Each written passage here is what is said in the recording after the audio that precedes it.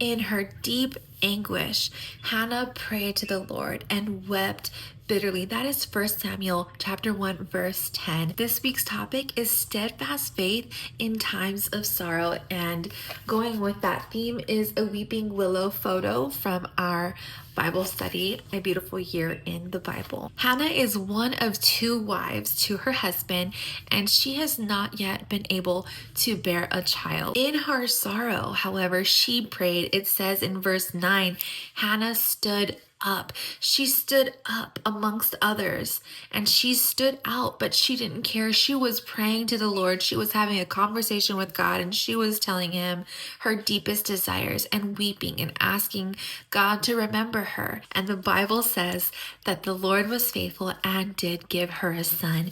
And in the following chapters, we see Hannah dedicate her son, as she said she would, to the Lord. She went and gave him to Eli, who was the current judge over Israel. And in doing so, Samuel was raised in the presence of God, where the Ark of the Covenant was. In Samuel chapter 2, verse 20, Eli says, "May the Lord give you children by this woman to take the place of the one she prayed for and gave to the Lord." And the Lord was gracious to Hannah.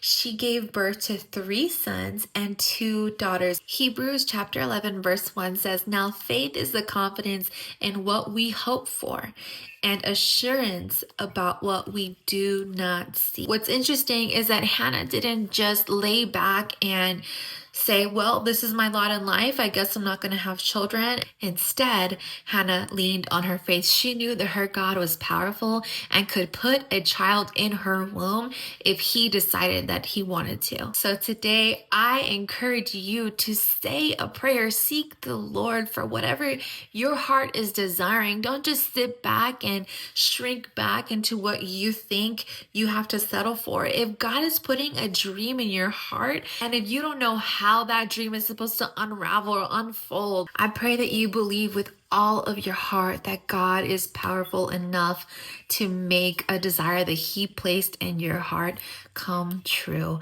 and that you leave your sin behind you and walk forward and seek righteousness, seek the Lord. Go read 1 Samuel chapters 1 through 5. They are going to bless you. Pray before you read and ask God to reveal the scriptures to you. Be blessed. Have a great day.